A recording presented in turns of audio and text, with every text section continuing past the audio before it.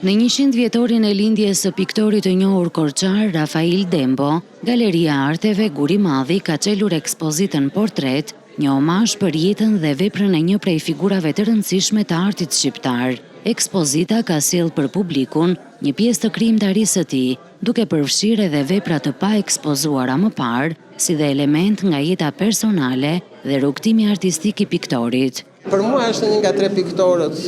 kolosale që ka Korça, bashkë me Vangjush Mion, Vangjush Tushin dhe Rafail Dembo bën treshën e artillerisë të rëndë, dhe na ka sjellë disa nga pikturat të cilat janë nga koleksioni i mbyllur i Galerisë të Guri Madhi, të cilat ekspozohen për herë të parë, nga ekspozita permanente që ne kemi në Galerinë Guri Madhi dhe sigurisht nga arkivi ose nga koleksioni familjar të cilat dhe ato po ekspozohen për herë të parë. Megjithatë ka edhe disa sende personale, siç janë penelat e tij, siç janë fletët e lavdërimit, dekorimet, kavaletat, telajot, të gjitha ato të cilat Rafaeli ka krijuar artin e vet. Ka kaq vite me dhjetra vite që babai im kontribon tashmë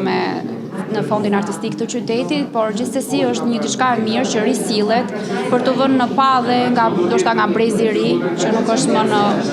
tek këto vlerat artistike kaq i fokusuar si dikur, dhe për këtë është një diçka e mirë shikoj dhe nga ana e qytetit, por gjithmonë dhe një përjetim emocional që patjetër është vlerësim dhe krenari. Në këtë mbrëmje përkujtimore, Këshilli i Qarkut Korç i akordoi artistit një certifikat vlerësimi pas vdekjes, e cila ju dorëzua familjarëve. Rafail Dembo ka lënë pas një trashëgimi të vyer në artin pamor shqiptar dhe gjatë karrierës së tij ka marrë titullin Naim Frashëri i klasit të 3 dhe në vitin 1992 titullin piktor i merituar.